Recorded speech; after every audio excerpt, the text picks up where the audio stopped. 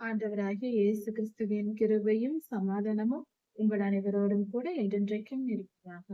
நான் உன்னை விட்டு விலகுவதும் இல்லை, உன்னை கைவிடுவதும் இல்லை என்று சொன்ன நமது ஆண்டவராகிய இயேசு கிறிஸ்து நம்முடனே கூட இருந்து என்றென்றும் நம்மை காக்கிறார். சமாதானமே. எசேக்கியேல் 28ஆம் அதிகாரம் 1ஆம் வசனம் முதல் 7ஆம் வசனம் வரை 2 பரிமாணங்களில் நாம் தியானிக்கலாம். முதலில் தீரு என்னும் ஒரு பட்டணத்தை குறித்து, அதற்கு நேரிடுகிற நியாய தீர்ப்பை குறித்து கர்த்தர் என்ன செய்ய போகிறார் என்பதை குறித்து எசேக்கியேல் ஐயாவுக்கு தீர்க்க தரிசனமாக கொடுத்தார். அவர் சொன்ன வார்த்தைகள், கர்த்தர் சொன்ன வார்த்தைகளை எசேக்கியேல் தீர்க்கதரிசி ஐயா கேட்டுக்கொண்டார். அதை நமக்கு எழுதி கொடுத்திருக்கிறார். இந்த காரியத்தை ஒரு தீரு என்னும் பட்டணத்தை குறித்து சொல்லப்பட்டிருக்கிறது. அதை படித்து பார்க்கும்போது அது அப்படியே தோணும். தீரு என்னும் பட்டணம் பெருமை கொண்டதாய் இருந்தது, வியாபார ஸ்தலமாய் இருந்தது. அது மிகவும் பெருமையாய் இருந்தது. உலகத்தில் மிக பெரிய ஒரு வியாபார ஸ்தலமாக, நகரமாக இருந்தது.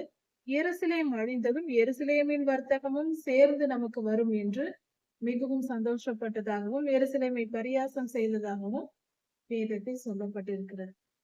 இப்படியாக தீரு செய்ததினால் தீரு பட்டணம் கர்த்தரால் நியாயத்திற்குள்ளாகி அழிக்கப்படுகிறது. கர்த்தர் நான் அதை அழிப்பேன் என்று எசேக்கியேலுக்கு சொல்லுகிறார். இது ஒரு பரிமாணம். இரண்டாவது ஒரு பரிமாணம் இருக்கிறது. அதை குறித்து நாம் சற்று கவனிப்போம். இங்கு தீரு என்று சொல்லப்பட்டிருக்கிறது பொல்லாத சாத்தானை பற்றி, அவனை பற்றியும் அவனுடைய செயல்கள் பற்றியும். மனித குலம் தோன்றுவதற்கு முன்பாக, இந்த பூமியில் மனிதர்கள் பிறக்கும் முன்பாக என்ன நடந்தது என்பதை குறித்தும் இந்த வேத பகுதியில் தெளிவாய் சொல்லப்பட்டிருக்கிறது. அதை குறித்து நாம் சற்று ஆராய்ந்து பார்ப்போம். கர்த்தர் எசேக்கியேல் ஐயாவை அழைத்து அவரிடம் சொல்லுகிறார், மனுபுத்திரனே, நான் சொல்வதை நீ தீருவின் அதிபதியை நோக்கி சொல் என்று சொல்லுகிறார். தீருவின் அதிபதி என்று சொல்லப்பட்டிருக்கிறது. அதிபதி என்றால் அதிகாரம் வகிப்பவர் என்று பொருள். அப்படி என்றால் தீருவை ஆண்டு கொண்டிருக்கிற அதிபதி என்று சொல்லப்படுகிறது. தீரு என்னும் பட்டணத்தை ஆண்டு கொண்டிருக்கிற அதிபதி. 2 வார்த்தைகள் இந்த அதிகாரத்தில் பயன்படுத்தப்படுகிறது. அதிபதி என்றும் ராஜா என்றும் சொல்லப்படுகிறது. 2 வெவ்வேறு குணங்களை.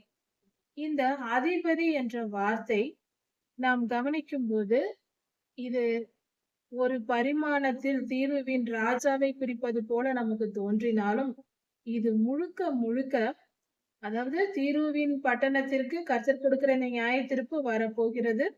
அது வந்துதான் தீரும் என்பது எசேக்கியேலுக்கு தெரியும். அந்த தீர்க்க தரிசனம் ஐயா மூலமாக சொல்லப்பட்டது நிறைவேறும். தீரு பட்டணம் அழிக்கப்படும். அது நிச்சயமான உண்மை. அதில் எந்த மாற்றமும் இல்லை. அது இல்லாமல் போகாது, நடக்கும். இந்த தீருவின் அதிபதி என்பவனை நாம் சாத்தான் என்று புரிந்து கொண்டு அதை வைத்து அந்த விசுவாசத்தின்படி தியானிக்கும் போது மனித குலம் இந்த பூமியில் தோன்றுவதற்கு முன்பாக என்ன நடந்தது என்பதை குறித்த விளக்கத்தை கர்த்தரே இங்கு நமக்கு வெளிப்படுத்தி இருப்பதை மிக தெளிவாய் புரிந்து கொள்ளலாம். அதாவது கர்த்தர் சொல்லுகிறார், உன் இருதயம் மேட்டிமை கொண்டு. முதலில் அவனுடைய இருதயம், தீருவின் அதிபதியின் இருதயம் மேட்டிமை கொண்டதா. மேட்டிமை என்றால் பெருமை, அகம்பாவம், கர்வம் என்ற வார்த்தைகளை நாம் பயன்படுத்துவோம். திமிர் என்று சொல்வோம். இப்படிப்பட்ட அகம்பாவம், அந்த பெருமை, நான் தான் பெரியவன், நான் பெரியவன் என்கிற எண்ணம், அந்த நான் தான் அதிகாரி, என்னால் எல்லாம் முடியும், நான் செய்ய என்ன, நான் என்ற வார்த்தையை பயன்படுத்துவது. வார்த்தை பயன்படுத்தப்படலாம் என்றாலும் நான் என்ற அகங்காரம் இருக்கக்கூடாது. எந்த ஒரு மனிதனுக்கும் இருக்கக்கூடாது. அப்படி இருந்தால் அப்படிப்பட்ட மனிதன் அழிக்கப்படுவான் என்று வேதம் சொல்லுகிறது. அழிவுக்கு முன்னானது அகந்தை என்று வேதம் சொல்லுகிறது. நீதிமொழிகள் புஸ்தகத்தில் கொடுக்கப்பட்டிருக்கிறது. அழிவு ஒரு மனிதனுக்கு வருகிறது என்றால் அதற்கு முன்பாக அவன் அகந்தையாய் நடப்பான். அகந்தை என்றால் உள்ளுக்குள், அகத்தில் பெருமை வைத்திருப்பது அகந்தை. உள்ளுக்குள் பெருமை கொண்டவன், மனதில் பெருமை கொண்டவனே அழிக்கப்படுவான். அழிவு அவனுக்கு வந்துவிட்டது என்று பொருள். ஒருவன் கர்வப்பட தொடங்கிவிட்டால் அவன் அழிவுக்கு நேராய் போய்க் கொண்டிருக்கிறான், சீக்கிரமாய் அழிய போகிறான் என்று பொருள். இப்படிதான் உலகம் செயல்பட்டு கொண்டு அன்று முதல் இன்று வரை வந்து கொண்டிருக்கிறது. சரி. இவன் என்ன செய்தான்? இருதயத்தில் மேட்டிமை கொண்டான். முதலில் இந்த இடம் சாத்தானை பற்றி தான் சொல்லப்படுகிறது என்பதற்கு முதலில் ஆதாரங்களை நாம் பார்த்திருக்கலாம். அவன் இருதய மேட்டிமை கொண்டு நான் தேவன் என்று சொல்லுகிறான். நான் தேவன், நான் சமுத்திரத்தின் நடுவில் தேவாசனத்தில் நான் உட்கார்ந்திருக்கிறேன் என்று சொல்லுகிறான். என்று சொல்லி உன் இருதயத்தை தேவனின் இருதயத்தைப் போல் ஆக்கினாலும் நீ மனுஷன் என்று கர்த்தர் சொல்லுகிறார். அதாவது தேவாசனத்தில் உட்கார்ந்திருக்கிறான், கடலின் நடுவே உட்கார்ந்திருக்கிறான் என்று சொல்லப்பட்டிருக்கிறது. கர்த்தர் பரலோகத்தில் இருக்கும் இடத்தை சுற்றிலும் கடல் இருக்கும். அதாவது இன்று யூனிவர்ஸில் மல்டி யூனிவர்ஸ் வரைக்கும் கண்டுபிடித்திருக்கிறார்கள். போய்க்கொண்டே இருக்கிறது. எல்லை கண்டுபிடிக்கப்படவில்லை. ஆனால் இந்த யூனிவர்ஸின் முடிவில் வேதாகமத்தின்படி நாம் ஆராய்ந்து பார்க்கும்போது, ஆதியாகமம் 1ஆம் அதிகாரத்தின்படி ஆராய்ந்து பார்க்கும்போது, இந்த இந்த யூனிவர்ஸுக்கு வெளியே முழுவதும் நீரால் நிரம்பி இருக்கும் என்றே தோன்றுகிறது. நீருக்குள் இருக்கும் வெற்றிடத்தில் தான் இத்தனை கிரகங்களும் இயங்கிக் கொண்டிருக்கிறது என்று சொல்லலாம். இது புதிய கற்பனையாக தோன்றலாம். ஆனால் வேத ஆராய்ச்சியை நாம் செய்து பார்க்கும்போது, 1ஆம் அதிகாரத்தை ஆராய்ந்து பார்க்கும்போது, ஆகாயத்து 2ஆம் நாள் சிருஷ்டிப்பில் கர்த்தர் தண்ணீரை 2ஆக பிரித்து ஆகாய விரிவை நடுவில் வைத்தார் என்று சொல்லப்பட்டிருக்கிறது. ஆகாய விரிவு என்றால் வானம், மல்டி யூனிவர்ஸ். இதை நடுவில் வைத்தார். மேலேயும் தண்ணீர் இருக்கிறது, கீழேயும் தண்ணீர் இருக்கிறது. இதைதான் கர்த்தர் இப்படி சொல்லி இருக்கிறார். அப்படி பார்க்கும்போது யூனிவர்ஸ்க்கு வெளியே, யூனிவர்ஸின் எல்லை முடிந்தால் அதன் சுற்றிலும் வெள்ளம் இருக்கும், தண்ணீர் இருக்கும் என்பதை வேதாகமம் சொல்லும் உண்மையா இருக்கிறது. விசுவாசிக்கிறவர்கள் விசுவாசிக்கலாம். அதற்கு இன்னொரு ஆதாரமாக இந்த வசனமும் இருக்கிறது. தேவாசனம், தேவ சிங்காசனம் எங்கே இருக்கிறது? தண்ணீர்கள் சமுத்திரத்தின் நடுவே இருக்கிறது என்று சொல்லப்பட்டிருக்கிறது. அங்குதான், அதில்தான் கர்த்தர் அமர்ந்திருக்கிறார். கர்த்தர் அமர்ந்திருக்கும் இடம் சுற்றிலும் தண்ணீர் இருக்கிறது என்று சொல்லப்பட்டிருக்கிறது. இதுவும் ஒரு அடையாளமாய் இருக்கிறது. இந்த தீருவின் அதிபதி என்று சொல்லப்படுகிற இந்த சாத்தான், அவன் என்ன சொல்லுகிறான்? நான் தேவ சிங்காசனத்தில் அமர்ந்திருக்கிறேன், சமுத்திரத்தின் நடுவே நான் அமர்ந்திருப்பேன், நான் அங்கே இருப்பேன், நான் இங்குதான் இருக்கிறேன். கர்த்தருடைய சிங்காசனத்தின் அருகிலேதான் இவன் உட்கார்ந்திருந்தான். அதனால் அவன் அப்படி சொல்லுகிறான் என்று சொல்லி அவன் பெருமை கொண்டான். கர்த்தருக்கு சமமாக தன்னை எண்ணினான். இதுவே தவறாயிருக்கிறது, மகா பாவமாயிருக்கிறது. நீ அப்படி நினைத்து கொண்டாலும் நீ மனுஷனே அல்லாமல் வேறல்ல என்று வேதம் சொல்லுகிறது. நீ நினைத்துக் கொண்டிருக்கலாம், ஆனால் நீ தேவனாக முடியாது, நீ மனுஷன்தான் என்று கர்த்தர் சொல்லுகிறார். இந்த வசனம் வரைக்கும் நாம் பார்க்கும்போது மிக தெளிவாய் சாத்தான் பெருமை கொண்டான் என்று நாம் புரிந்து கொள்கிறோம். சரி, சாத்தான் யார்? அவனுடைய படைப்பு என்ன என்பதை குறித்து பார்க்கும்போதும், மனிதர்கள் யார்? மனுஷன் என்ற வார்த்தையின் பொருள் என்ன என்பதை குறித்தும் சற்று ஆராய்ந்து பார்ப்போம். பொதுவாக ஆதாம் ஏவாள் சிருஷ்டிப்பின் போது, ஆதியாகமும் முதல் 3 அதிகாரங்களை நாம் பார்க்கும்போது, முதல் 2 அதிகாரங்களை பார்க்கும்போது, ஆதாமை சிருஷ்டித்து ஏவாள் அம்மாவை இருவரையும் சிருஷ்டித்து அவர்களுக்கு பெயர் வைக்கும் போது கர்த்தர் சொல்லுகிறார், ஆதாமுக்கு மனுஷன் என்றும் ஆதாமிலிருந்து தோன்றியதினால் ஏவாள் அம்மாவுக்கு மனுஷி என்றும் பெயர் வைத்தார். இப்படியாக மனிதர்கள் தோன்றினார்கள். மனிதர் என்ற ஒரு இனம் தோன்றியது. ஆனால் நாம் நினைத்துக் கொண்டிருக்கிறோம், பல ஆதாரங்கள் வேதத்தில் இருக்கிறது, வேத வசனங்களில் இருக்கிறது. அதை நாம் முடிந்தவரை தெரிந்து கொள்வது நல்லது. இது அற்புதமும் ஆச்சரியமுமான ஒரு காரியமா இருக்கிறது. அதாவது, உலக தோற்றத்திற்கு முன்பே நீர் என்னை அறிந்திருக்கிறீர், என் தாயின் கருவில் என்னை நீர் அறிந்திருக்கிறீர் என்றும் எரேமியா ஐயா சொல்லியிருக்கிறார். உலக தோற்றத்திற்கு முன்பே நீர் என்னை குறித்திருக்கிறீர் என்றும் சொல்லியிருக்கிறார். உலக தோற்றத்திற்கு முன்பே குறிக்கப்பட்ட மனிதர்கள் என்று சொல்லப்பட்டிருக்கிறது. இந்த நினைவுகளை நாம் மனதில் வைத்துக் கொள்வோம். அதாவது, மனிதர் என்னும் ஒருவேளை ஆவி மனிதனா இருக்கலாம். மாம்சத்தின்படிதான் நாம் தாயின் கருவில் உருவாகி பிறக்கிறோம். ஆவி கர்த்தரிடத்திலிருந்து வருகிறது என்றாலும் நம் ஆத்துமா ஏற்கனவே இருந்ததா, அல்லது நாம் தாயின் கருவில் உருவாகும் போதுதான் புதிய ஆத்துமா உருவாகிறதா என்ற கேள்விகளுக்கு நம்மிடத்தில் தெளிவான பதில் இல்லை. ஆனால் சற்று இப்பொழுது நாம் ஆராய்ந்து பார்க்க போகிறோம். அதாவது மனிதன் என்னும் படைப்பு வெறும் இந்த பூமியில் இருந்த மனிதர்களை மட்டும் குறிப்பிடப்படுவதல்ல. பரலோகத்திலும் மனிதர்கள் என்ற இனம் இருக்கிறது என்று சொல்லலாம். மனிதர்கள் என்றால் பொதுவான ஒரு கருத்து. புரிந்து கொள்வதற்காக ஒரு உதாரணத்தை சற்று நாம் பார்ப்போம். அதாவது ஒரு பைக் செய்கிற ஒரு நிறுவனம் இருக்கிறது. ஒரு ஃபேக்டரி இருக்கிறது. ஒரு பெரிய கம்பெனி இருக்கிறது என்று வைத்துக் கொள்வோம். அவர்கள் பைக்கை தயாரிக்கிறார்கள். புது மாடல் ஒரு பைக்கை தயாரிக்க போகிறார்கள். அதை தன்னுடைய வேலைக்காரர்களுக்கு சொல்லும்படியாக மேனேஜர் அழைத்து சொல்லுகிறார். அதாவது இந்த விதமான புதிய மாடலில் நாம் பைக்குகளை தயாரிக்க போகிறோம். நன்றாக கவனிக்கவும், புதிய மாடலில் பைக்குகளை தயாரிக்கிறோம். அவர் சொல்வது என்ன? பைக்குகளை நாம் தயாரிக்க போகிறோம் என்று ஒரு புதிய திட்டத்தை பற்றி அவர் கூறுகிறார். இப்பொழுது அவர் புதிய மாடல் பைக் தயாரிக்க போகிறார். அதை பற்றி இங்கு கூறுகிறார். ஒருவேளை அந்த பைக்குக்கு பதிலாக வியாபாரிகள், சிறிய வியாபாரிகள் தள்ளு வண்டியில் சில பொருள்களை வைத்து தள்ளி கொண்டு போய் விற்று வருவார்கள். இப்பொழுது அந்த நிறுவனமானது, இந்த பைக் கம்பெனி நிறுவனமானது இந்த தள்ளுவண்டிக்கு பதிலாக ஒரு நல்ல ஒரு வண்டியை ஏற்படுத்தி தர வேண்டும். வியாபாரிகளுக்கு வியாபாரம் செய்ய வசதியாக வண்டியை தயாரிக்க வேண்டும் என்று அவர்கள் முடிவெடுத்து அதை அவர்கள் தன்னுடைய வேலைக்காரர்களுக்கு சொல்ல போகிறார்கள். தன்னுடைய தொழிற்சாலையில் வேலை செய்கிறவர்களுக்கு அதை பற்றி சொல்ல போகிறார்கள். இப்பொழுது அந்த மேலாளர் எப்படி அவர்களுக்கு விளக்கம் சொல்லுவார்? நாங்கள் முதலில் அவர் சொன்னது ஒரு பைக் தயாரிக்க போகிறோம். புது மாடல் பைக் என்று சொன்னார். அது எல்லாருக்கும் புரிந்துவிட்டது. இப்பொழுதோ அவர் என்ன சொல்லுகிறார்? நாங்கள் ஒரு புது விதமான வாகனத்தை உருவாக்க போகிறோம். அது சிறு வியாபாரிகளுக்கு பயன்படும்படியாய் இருக்க போகிறது என்று சொல்லுகிறார். ஏன் அதற்கென்று ஒரு தனி பெயர் இன்னும் சொல்லவில்லை? ஏனென்றால் ஏற்கனவே அப்படி ஒன்று இல்லை. இது அவர்களுடைய புதிய திட்டமாய் இருக்கிறது. அவர்கள் ஒரு 3 வீலர் 5 வீலர்ஸ் என்று ஏதோ ஒரு பெயர் வைத்திருக்கிறார்கள் என்று சொன்னால் அதை சொல்லும் போது அவர்களுக்கு புரியாது. அப்படி என்றால் என்ன என்று தெரியாது. இப்படி அவர்கள் புரிந்து கொள்ள முடியாது என்பதினால் இவர் புதிய வாகனம் என்று சொல்லுகிறார்.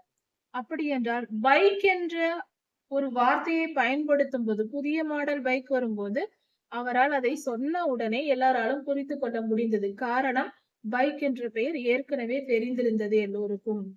இதுதான் காரணம். அதே போல வேதாகமத்தில் நமக்கு சொல்லப்பட்டிருக்கிறது. ஆதியாகமம் 1ஆம் அதிகாரத்தில் பிதாவாகிய தேவன் குமாரனிடத்தில் சொல்லுகிறார், நமது சாயலாக நமது சாயலின்படி மனுஷனை உண்டாக்குவோமாக என்று சொல்லுகிறார். ஆதாம் ஏவாள் பிறப்பதற்கு முன்பே மனுஷன் என்ற வார்த்தை சொல்லப்பட்டிருக்கிறது. பிதாவாகிய தேவன் குமாரனிடம் சொல்லுகிறார், மனுஷனை உண்டாக்கலாம் என்று. அப்படி நேரடியாக ஒரு பெயரை பயன்படுத்துகிறார் என்றால், நம் தேவன் நேரடியாக மனுஷனை உண்டாக்கலாம் என்றால் ஏற்கனவே மனுஷன் என்றால் தெரியும். ஏற்கனவே அப்படிப்பட்டவர்கள் இருக்கிறார்கள். அதனால் கர்த்தர் அப்படியே சொல்லுகிறார். புதியதாக இருந்தால் நாம் என்ன சொல்லுவோம்? இந்த புதிய தள்ளுவண்டி தயாரிக்கும் போது அந்த அதிகாரி எப்படி பேசினாரோ அப்படிதான் பேசியிருக்க முடியும். ஆனால் பைக் என்ற வார்த்தையை பயன்படுத்தியது எப்படி சுலபமாக பயன்படுத்தினாரோ அதே போல கர்த்தர் இங்கு மனுஷன் என்ற வார்த்தையை பயன்படுத்துகிறார். இதை நாம் கவனமாக சற்று புரிந்து கொள்வோம். மனுஷன் உருவாவதற்கு முன்பே கர்த்தர் மனுஷன் என்ற வார்த்தையை பயன்படுத்தி பேசி இருக்கிறார். நமது சாயலாக நமது ரூபத்தின்படியே நாம் மனுஷனை உண்டாக்குவோமாக என்று சொல்லி இருக்கிறார். அப்படி என்றால் மனிதர்கள் என்பவர்கள் இந்த பூமியில் மட்டுமல்ல பரலோகத்திலும் இருக்கிறார்கள். பூமியில் மனித இனம் தோன்றுவதற்கு முன்பே பரலோகத்தில் மனிதர்கள் இருக்கிறார்கள் என்பது உண்மை. இன்றும் இருக்கிறார்கள். அதில் எந்த மாற்றமும் இல்லை. இன்றும் இருந்து கொண்டிருக்கிறார்கள். பூமியிலிருந்து போனவர்கள் மட்டுமல்ல, பரலோகத்திலேயே சிருஷ்டிக்கப்பட்ட மனித இனம் இருக்கிறது. மனிதர்களை போன்ற கர்த்தருடைய சாயலாய் படைக்கப்பட்ட மனிதர்கள் இருக்கலாம், அல்லது வேறு சாயலில் கூட இருக்கலாம். ஆனால் மனிதர்கள் என்பவர்கள் பரலோகத்திலும் இருக்கிறார்கள். பூமியிலிருந்து போகாத மனிதர்களும் இருக்கிறார்கள் என்று நாம் தெரிந்து கொள்ளலாம். இதற்கு ஆதாரம் என்னவென்றால், இதை ஏன் நாம் இப்பொழுது இந்த வார்த்தையை கவனிக்கிறோம் ஆதியாகமத்தை என்றால், எசேக்கியேல் 28ஆம் அதிகாரத்தில் கர்த்தர் சொல்லியிருக்கிற வார்த்தை என்ன? நீ மனுஷனே அல்லாமல் தேவன் அல்ல என்று சாத்தானே சொல்லுகிறார். இங்கு குறிப்பிடப்பட்டிருக்கிறது சாத்தான். அவனை மனிதன் என்று கர்த்தர் சொல்லுகிறார். நீ மனுஷனே அல்லாமல் நீ தேவன் அல்ல. நீ என்ன நினைத்தாலும் நீ நினைப்பதெல்லாம் மாறிவிட முடியாது என்று கர்த்தர் சொல்லுகிறார். அப்படி என்றால் சாத்தானுக்கு மனுஷன் என்ற பெயர் சொல்லப்படுகிறது.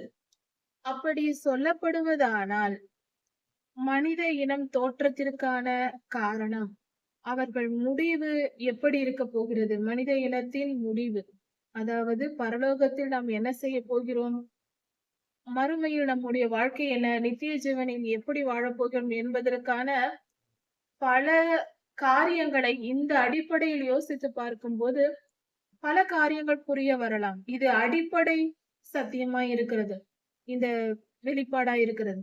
அப்படி என்றால் மனிதன் என்ற வார்த்தை சாத்தானுக்கும் பயன்படுத்தப்பட்டிருக்கிறது. தீருவின் அதிபதி என்று சொல்வதினால் அதிபதி என்ற வேறொரு மனிதனை குறிப்பிடப்படுவதாக நாம் நினைக்க கூடாது. நிச்சயமாக இது சாத்தானை தான் குறிக்கிறது. ஏனென்றால் அவன்தான் தேவாசனத்தில் கடலின் நடுவே நான் கர்த்தருக்கு சமமாக உட்கார்ந்திருந்தேன் என்று நினைப்பதே அவன்தான், சாத்தான் தான். தீருவின் அதிபதி அல்ல, தீருவின் அதிபதியாகிய சாத்தான். தீருவின் ராஜா அப்படி நினைப்பதற்கு வாய்ப்பே இல்லை. எப்படி நினைக்க முடியும் கர்த்தருக்கு சமமாக தன்னை? அந்த மனிதன் அவர் பூமியில் இருக்கிறார். அப்படி இருக்கும்போது இது முழுக்க முழுக்க சாத்தானை குறிக்கிறது. அவனுக்கும் மனிதன் என்ற பெயர் குறிக்கிறது. நாம் பொதுவாக பரலோகவாசிகள் எல்லோரையும் தேவதூதர்கள் என்று சொல்லுகிறோம், கர்த்தரை தவிர. பரலோகத்திலிருந்து யார் பூமிக்கு வந்தாலும் அவர்களை நாம் தேவதூதர்கள், ஏஞ்சல்ஸ் என்று ஒரே வார்த்தையில் சொல்லிவிடுகிறோம். ஆனால் அது அப்படியல்ல. தேவதூதர்களிலும் பல விதங்கள் உண்டு. கேப்ரியல் தூதன் மரியாள் அம்மாவிடம் தூதாக வந்தார். அவர் தூது வருகிற கேப்ரியல் தூதனாய் இருக்கிறார்.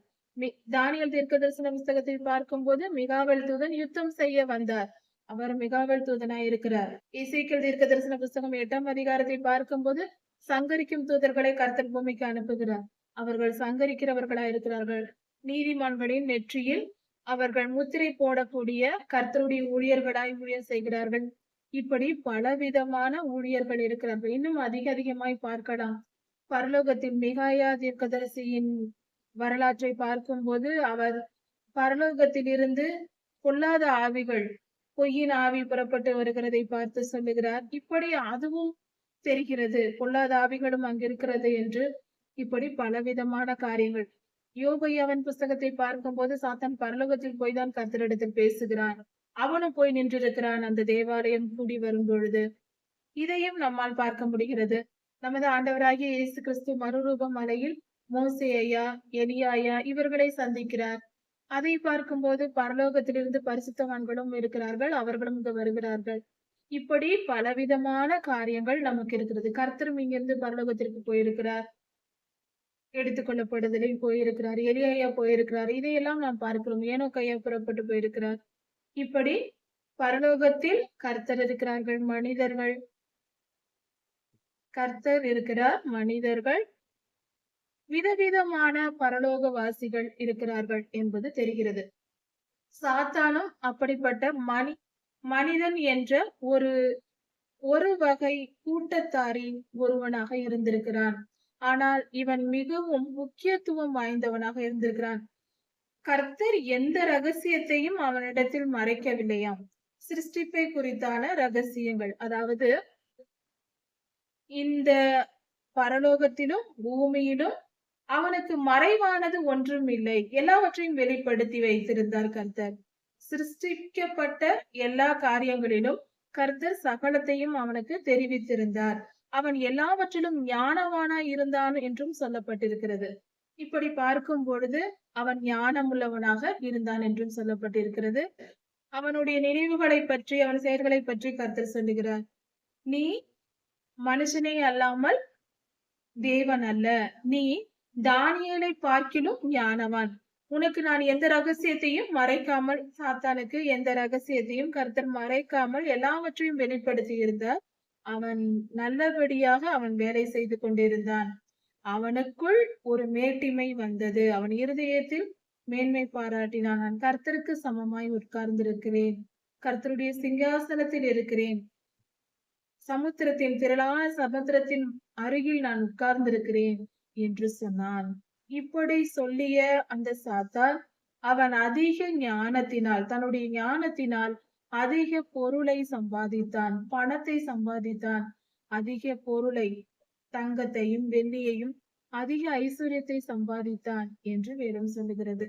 உன் ஞானத்தினாலும் உன் புத்தியினாலும் அதிகமான தங்கத்தையும் வெள்ளியையும் சம்பாதித்து உன் பொக்கிஷ சாலையில் சேர்த்து கொண்டாய், நீ ஐஸ்வர்யவானாய் இருக்கிறாய் என்று கர்த்தர் சொல்லுகிறார். உன் வியாபாரத்தினாலும் உன்னுடைய மகா ஞானத்தினாலும் பொருளை பெருக பண்ணினாய், அதிக ஐஸ்வர்யத்தை பெருக செய்தாய்.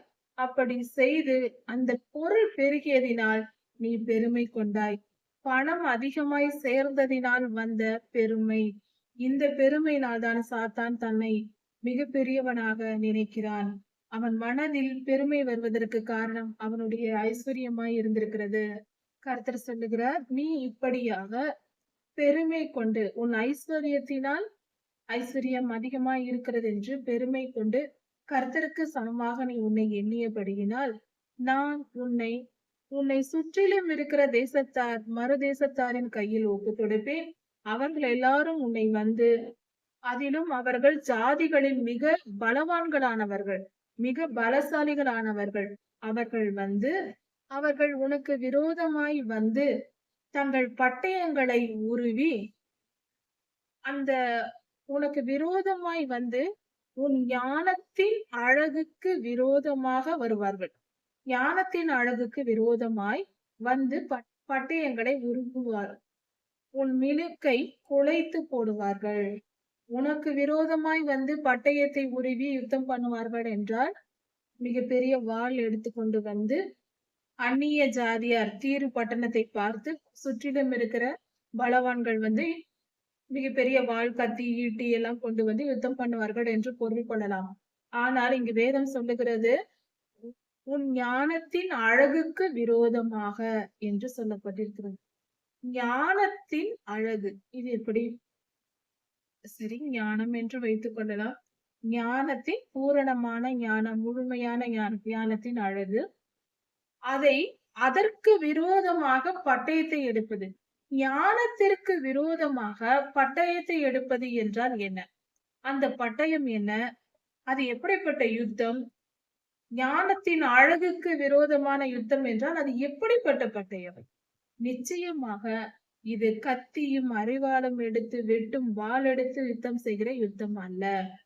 ஞானத்தின் அழகு என்று சொல்லும் பொழுதே இது நம் சிந்தனையினால் செய்யப்படும் யுத்தம் என்பதை புரிந்து கொள்வோம். ஞானம் என்பது சிந்தனை, நம் மனதின் நினைவுகள், நம்முடைய மூளையின் செயல்பாடு. ஞானத்தின் அழகுக்கு விரோதமான பட்டயம் என்று சொல்லும் போது நம்முடைய எண்ணங்கள் தான், நம்மளுடைய நினைவுகள். அப்படி என்றால் இது ஆவிக்குரிய பட்டயத்தை சொல்லப்படுகிறது. ஆவிக்குரிய பட்டயம் என்றால் என்ன? ஆவிக்குரிய யுத்தத்தை சொல்லுகிறது. அப்படி என்றால் என்ன என்பதை குறித்து சற்று கவனிப்போம். இப்படி ஆவிக்குரிய யுத்தத்தை செய்து உன் மினுக்கை குலைத்து போடுவார்கள் என்று கர்த்தர் சொல்லுகிறார். ஆவிக்குரிய யுத்தம் செய்து உன்னை அழித்து விடுவார்கள் என்று சொல்லப்பட்டிருக்கிறது. இதன் பொருள் என்னவென்றால், ஆவிக்குரிய யுத்தம் என்பது மிக சுலபமாய் புரிந்து கொள்ளலாம். ஆண்டவராகிய இயேசு கிறிஸ்துவின் நாமத்தையும், இயேசு என்னும் பெயரையும், யெகோவா என்ற நாமம் அவருடைய பெயர், அதையும் ஆண்டவராகிய இயேசு கிறிஸ்துவின் இரத்தத்தையும் அவருடைய வசனத்தையும் பயன்படுத்தி செய்யும் யுத்தம். இதை அன்றாடம் கர்த்தருடைய ஜனங்கள் செய்ய வேண்டும். இந்த யுத்த ஜபத்தை கற்றுக்கொண்டு அதன்படி செய்வதே ஆவிக்குரிய யுத்தமாய் இருக்கிறது. வேதம் இந்த இடத்தில் சொல்லுகிறது, தீருவுக்கு விரோதமாக பலசாலியான ராஜாக்களை கர்த்தர் கொண்டு வருவாராம். அந்த ராஜாக்கள் யார்? நாம் தான். கிறிஸ்தவர்கள் என்றால் ராஜாக்கள் என்று பொருள். கிறிஸ்து என்றால் ராஜா என்று பொருள். பலசாலிகளான ராஜாக்கள் என்று சொல்லப்பட்டிருக்கிறது. கத்தியை எடுத்து, கன்னை எடுத்து யுத்தம் செய்வது சுலபம். ஆவிக்குரிய மனதினால் நாம் செய்யக்கூடிய யுத்தம் என்பது கடினமானது. அதைவிட இது கடினமானது. அதை எப்படி செய்ய வேண்டும்? முதலில் ஆவிக்குரிய யுத்தம் செய்வதற்கு நமக்கு தகுதி வேண்டும். அது என்ன தகுதி என்றால், நாம் ஆவிக்குரிய யுத்தம் சாத்தானை எதிர்த்து செய்யப் போகிறோம். அப்படி என்றால் சாத்தானுடைய தூதர்கள் நமக்குள் இருக்கக்கூடாது. நம் எதிரியை நம் உளவை வைத்துக்கொண்டு, நம் மனதிற்குள் வைத்துக்கொண்டு, நம் இருதயத்தில் வைத்துக்கொண்டு, நாம் எப்படி எதிரிடம் போய் யுத்தம் செய்ய முடியும்? அவன் நம்மை வீழ்த்தி விட மாட்டானா? நமக்குள் இருப்பவன். அல்லவா? முதலில் நாம் பரிசுத்த வாழ்க்கை வாழ வேண்டும். பொல்லாத பாவம் நம்மிடம் இருக்கக்கூடாது. பாவம் இல்லாத பரிசுத்த வாழ்வு வாழ்பவர்களால் தான் ஆவிக்குரிய யுத்தம் செய்ய முடியும். ஆவிக்குரிய யுத்தம் செய்ய வேண்டும் என்றாலே அதற்கு ஒரு தகுதி வேண்டும். முதலில் நமக்குள் எந்தவித பொல்லாத ஆவிகளும் இருக்கக்கூடாது. பாவம் இருக்கக்கூடாது. தவறுகள் இருக்கக்கூடாது. கர்த்தருக்கு பரிசுத்தமாய் நாம் வாழும்போதுதான் நம்மால் எதிரியை எதிர்த்து ஜெயிக்க முடியும். யுத்தம் செய்யவே முடியும். அதற்கான தகுதியே நமக்கு அப்பொழுதுதான் வருகிறது. இதை குறித்து தெளிவான விளக்கத்தை நாம் அடுத்த செய்தியில் பார்க்கலாம். ஆவிக்குரிய யுத்தம் என்றால் என்ன? இதை குறித்து அடுத்த செய்தியில் பார்க்கலாம். கர்த்தர் உங்களை ஆசீர்வதிப்பாராக. ஆண்டவராகிய இயேசு கிறிஸ்து சீக்கிரமாய் வரப்போகிறார். அவருடைய வருகைக்கு நாம் ஆயத்தப்படுவோம். மாரநாதா.